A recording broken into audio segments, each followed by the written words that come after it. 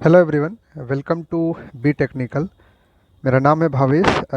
ये BPSC 71st prelims का exam हुआ था।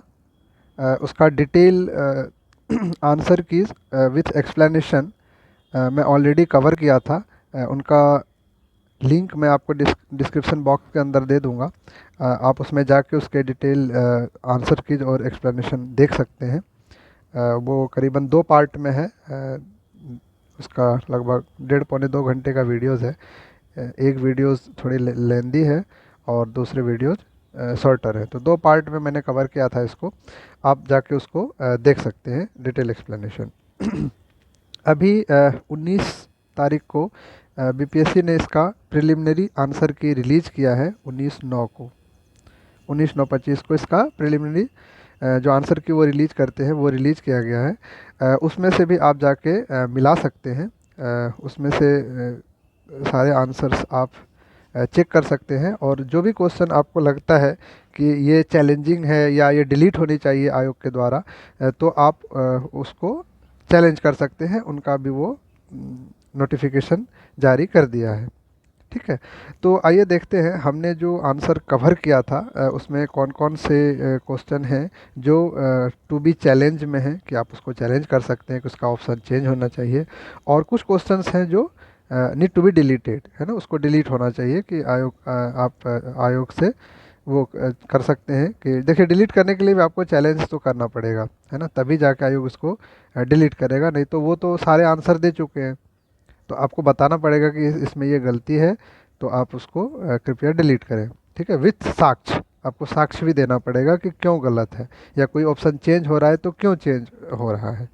तो मैं आपको यहाँ पे ये बता दूंगा कि कौन कौन से क्वेश्चंस जो मैंने आंसर किए थे उसमें से ऑब्जेक्शनेबल हैं, और कौन कौन से करेक्ट हैं, जो कि हमने कुछ मिस किया था, तो उसके ऑप्शन जो बीपीएससी प्रोवाइड किया है वो मुझे लगता है कि वो ठीक है। अगर आपको उसमें कुछ लग रहा है कि नहीं, इसके आंसर ये होने चाहिए, आप कमेंट में कर सकते हैं। और इसके अलावा भी अगर आपको लगता है कि कोई क्वेश्चन जो है वो चैलेंज होना चाहिए, या उसके वो डिलीट होनी चाहिए आयोग द्वारा, तो आप कमेंट बॉक्स में कमेंट कर सकते हैं। तो आइए स्टार्ट करते हैं। ये जो मैंने आंसर की डिस्कस किया था, ये सेट एच था। ठीक है, बीपीएससी ये सेट भी वेरी करता है, कभी ए बी सी डी, कभी आई जी के फॉर्म में आता है ना। तो इस तरह से ये सेट एच है। तो सेट एच में क्वेश्चन नंबर 11 था। उसमें कह रहा है, which of the following statement is are correct about capillary poverty measures, यानी CPM, developed by the United Nation development programme. Which of the following statement is correct, कह रहा है कि कौन सा करेक्ट है। ठीक है, तो आयोग ने जो इनका आंसर दिया है, वो दिया है कि 1 सही है, 2 सही है और 3 सही है। ठीक है, तो इसका आयोग ने आंसर दिया है कि बी जो है वो करेक्ट है। लेकिन जब आप इसको मैच करेंगे तो देखिए, 1 2 3 ये तो हमने भी बताया था कि करेक्ट है ये। ठीक है, चौथा क्वेश्चन देखिए, it include lacks of access to clean drinking water as an important indicator of capability poverty. ठीक है, तो ये भी जो चौथा है ये भी करेक्ट है। ठीक है, ये भी ऑप्शन करेक्ट है। तो इसलिए मैंने इसका आंसर दिया था कि more than one of the above, है ना। इनके डी डी ऑप्शन होने चाहिए, बट आयोग ने इसको बी दिया है। तो आप इसको चैलेंज कर सकते हैं। तो इनके अगर साक्ष्य आपको लगाने पड़ेंगे, और उस साक्ष्य के हिसाब से आप इस क्वेश्चन को चैलेंज कर सकते हैं। तो ये क्वेश्चन आएगा टू बी चैलेंज में। ओके, ये क्वेश्चन आपका आएगा टू बी चैलेंज में।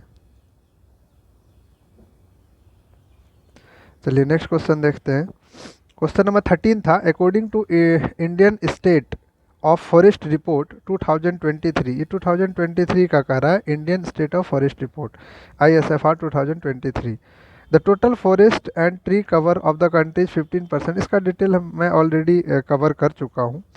तो इसमें जब आप 2023 का रिपोर्ट पढ़ेंगे तो उसके हिसाब से आप इसको देखिए कि इसका क्या आंसर आया। आयोग ने इसका आंसर सही दिया, सी दिया है। तो सी इनका आंसर सही नहीं लग रहा है। अगर आप 2023 का रिपोर्ट देखेंगे तो मैक्सिमम कवर जो इन्होंने दिया है उसके अकॉर्डिंग वो नहीं है।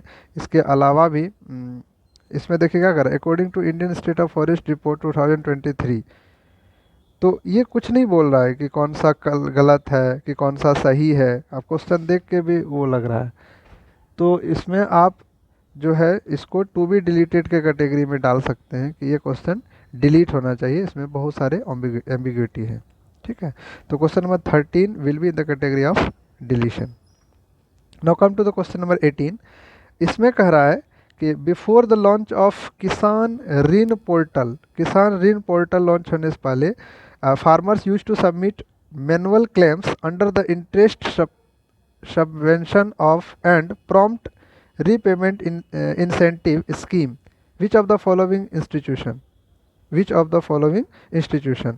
तो आपको पता है कि नाबार्ड, ठीक है, और reserve bank of India, financially reserve bank of India देखता था और इस किसान वाली सारी चीज़ों को नाबार्ड देखता था। तो इसका ऑप्शन बी जो है वो करेक्ट होनी चाहिए। ठीक है, बी ऑप्शन इसके करेक्ट होने चाहिए। आयोग ने इसका आंसर दिया है सी, आयोग इसका आंसर सी दिया है। तो इसको भी आप चैलेंज कर सकते हैं, लेकिन आपको साक्ष्य दिखाना पड़ेगा। ठीक है, तो this question is also in category of challenge और चेंज द ऑप्शन। ठीक है, तो क्वेश्चन नंबर 18 आप चैलेंज कर सकते हैं। Now come to the question number 19। Question number 19 कह रहा है India foreign exchange reserve increase to around $640 billion as the end of the December. ठीक है, तो ये दिसंबर के एंड में 640 के अप्रॉक्स इंडियन फॉरेन एक्सचेंज था। तो ये जो है इसका करेक्ट, ये जो है इसका वो करेक्ट ऑप्शन है। ठीक है, तो आप ए को जो है मैंने जो ऑप्शन दिया था वो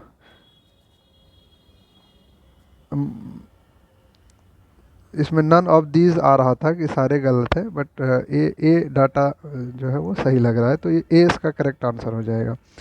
क्वेश्चन नंबर 29 जो है कंसीडर द फॉलोइंग स्टेटमेंट। ये भाई साहब एक तो क्वेश्चन इस बार बीपीएससी मतलब एकदम लॉजिकल लाइक यूपीएससी है ना, यूपीएससी के तहत जो क्वेश्चन पूछे जाते हैं उनके हिसाब से इस बार बीपीएससी ने क्वेश्चन पूछे हैं। आप इस क्वेश्चन को देख लीजिए, ये कह रहा है कंसीडर फॉलोइंग स्टेटमेंट। आप स्टेटमेंट को कंसीडर कीजिए। पहला स्टेटमेंट कह रहा है कि the proportion of the young population 0 to 19 year in Bihar is projected to decline significantly by 2021। अब आपको पता है बिहार में जो है वो पॉपुलेशन 0 to 19 ऑब्वियस सी बात है, ये मतलब डिक्लाइन होगी, है ना। एक वो रिपोर्ट के तहत है ये क्वेश्चन। ठीक है, तो एक को मैं सही मान सकते हैं कि डिक्लाइन होगा। दूसरा क्वेश्चन कहता है Bihar demography dividend is expected to peak around 2041। Obvious सी बात है कि जिस तरह से young population Bihar one of the youngest growing country in the India, growing state in the India. ठीक है, तो ये जो है एक्सपेक्टेड है कि 2041 तक ये पीक पर पहुंच जाए। तो स्टेटमेंट 2 भी सही है, 1 भी सही है। लेकिन जब थर्ड स्टेटमेंट देखेंगे तो एट ए टाइम सारी बातें तो होगी नहीं। ये क्या कर रहा है, the elderly population 60+ year in Bihar is expected to rise more sharply than India. More sharply तो नहीं होगा। अगर ये स्टेट बाकी स्टेट से इन सब चीज़ों में एकदम अग्रिम है, तो ये भी नहीं हो सकता है कि एट द सेम टाइम जो होगा उसका पॉपुलेशन भी 60+ को मतलब एकदम शार्पली राइज करेगा। तो शार्पली राइज नहीं करेगा, बट जो क्वेश्चन कह रहा है कि उसे एकदम sharply as compared to other state ये नहीं करेगा। तो 3 स्टेटमेंट गलत है, इसलिए इसका 1 और 2 होगा। तो ये भी क्वेश्चन आपका करेक्ट है। Now come to question number 60. The art of crafting, which item in Meerut has received GI tag? कैंची को GI टैग मिला था। मैंने इसका मिस्टेक से स्पोर्ट्स गुड बताया था आंसर कीज में, तो इसको आप करेक्ट कर लेंगे। कैंची GI टैग मिला था मेरठ को कैंची के लिए। Who was murdered while hosting the national flag under the area of Bikram police station. ये रघुनाथ सिंह गोरखरी आयोग ने इसका आंसर दिया है, ये भी करेक्ट है अगर आप गूगल सोर्सेज से ढूंढेंगे। बाकी इसका बुक का आपको साक्ष्य देना होगा। बट आप कमेंट करके बताइए कि इसमें से जो मैं बता रहा हूँ दैट वो सही है, या आपका क्या व्यूज़ है, आप कमेंट कर सकते हैं। Come to question number 124। इसमें थोड़ा सा कन्फ्यूजन है कि बिहार बंधु जो है वो 1872 में आई थी, जो कि हिंदी न्यूज़पेपर था, फर्स्ट टाइम पब्लिश हुई थी। और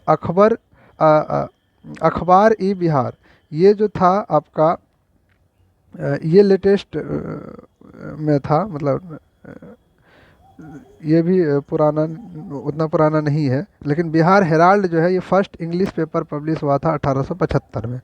तो बिहार बंधु और बिहार हेराल्ड, बिहार बंधु था आपका हिंदी के लिए, बिहार हेराल्ड था आपका इंग्लिश के लिए। तो ये जो इसका पटना हरकरा है ये 1855 में पब्लिश हुआ था, लेकिन ये जर्नल के कैटेगरी में था। लेकिन फर्स्ट पब्लिश न्यूज़पेपर जो है वो पटना हरकरा ही है। आयोग ने भी इसका आंसर ए दिया है। बट थोड़ी सी इसमें कन्फ्यूजन है कि अगर आप फर्स्ट न्यूज़पेपर सर्च करेंगे या फर्स्ट न्यूज़पेपर देखेंगे तो बिहार बंधु निकल के आता है। तो आप इसको भी कमेंट कीजिए, या आपके पास कुछ वैसा साक्ष्य है तो आप बताइए कि इसका आंसर आपने क्या लगाया और ये चैलेंज की कैटेगरी में आएगा या नहीं आएगा। ठीक है।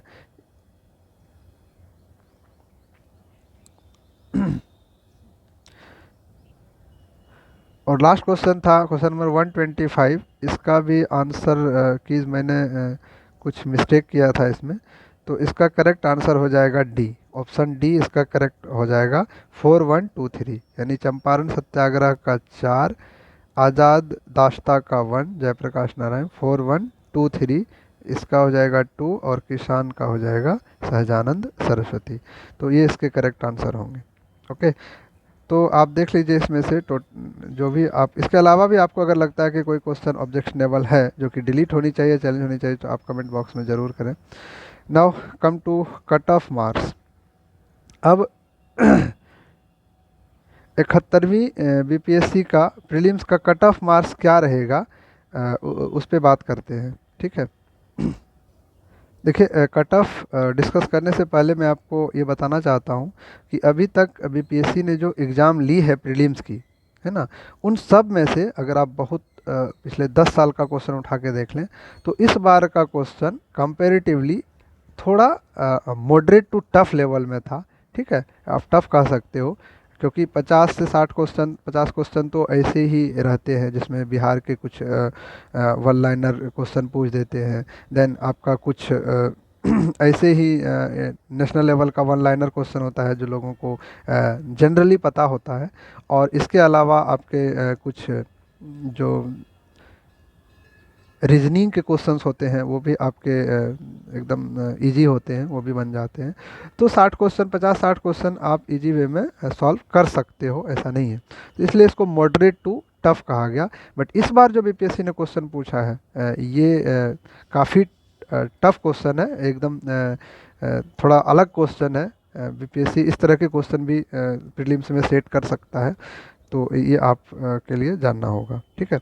इसके अलावा मैं एक चीज़ और बताऊंगा कि ये जो कट ऑफ मार्क्स है ये एक्सपेक्टेड है। ठीक है, मैं यहाँ लिख देता हूँ एक्सपेक्टेड कट ऑफ मार्क्स। ठीक है, ये एक्सपेक्टेड कट ऑफ मार्क्स है 2015 का। कब का? 2025, नॉट 15, 2025 का ये प्रीलिम्स का एक्सपेक्टेड कट ऑफ मार्क्स है। ठीक है, 71st बीपीएससी प्रीलिम्स। तो कट ऑफ में भी इनसे थोड़ा वेरिएशन हो सकता है, बट आप एक वो आकलन कर सकते हैं कि इसी रेंज में हमारा, अगर मैं इस पर्टिकुलर कैटेगरी में बिलोंग करता हूं तो मेरा इस रेंज में अगर आ रहा है तो मैं आराम से अपना तैयारी जारी रखूं। दैट डजेंट मीन कि जिसका आ रहा है वही सिर्फ मेंस का तैयारी करें, बाकी नहीं करें। मेंस का तैयारी कोई भी कर सकता है। अगर आपके 50 नंबर भी आ रहे हैं तो आप तैयारी कर सकते हैं, क्योंकि अगर 71st बीपीएससी में नहीं हुआ तो 72nd आएगा, उसमें होगा, 73rd आएगा उसमें होगा। तो आपको एक होप के साथ तैयारी करनी है, और जब आप तैयारी कर रहे हैं तो आप बीपीएससी में सिलेक्शन के लिए तैयारी कर रहे हैं, सिर्फ प्रीलिम्स निकालने के लिए तैयारी नहीं कर रहे हैं कि मेरा प्रीलिम्स में नहीं हुआ तो हम तैयारी नहीं करें। तो ये सब चीज़ें आपको ध्यान में रखना है, आपको अपना प्रिपरेशन जारी रखना है एज ए एस्पेरेंट। ठीक है, तो चलिए डिस्कस करते हैं। देखिए, आप बाकी चीज़ें तो हमने डिस्कस कर ही लिया कि क्वेश्चन ये था, टफ था वगैरह। ठीक है, इसके अलावा भी 50 से 60 क्वेश्चन इजी होते हैं, जिसको जो थोड़ा सा भी सीरियस एस्पेरेंट हैं वो उसके सही आंसर कर सकते हैं। तो आइए डिस्कस करते हैं एक एक करके। जो मैंने यहाँ पे कैटेगरी लिखा है कॉलम 1 में, इसके बाद है मेल और फीमेल का अलग अलग कट ऑफ है। तो अगर हम यू आर यानी जनरल कैटेगरी की बात करें तो मेल में 78 से 82 का रेंज में कट ऑफ जा सकता है। ठीक है, और जो फीमेल है वो 70 से 72 के रेंज में कट ऑफ जा सकता है।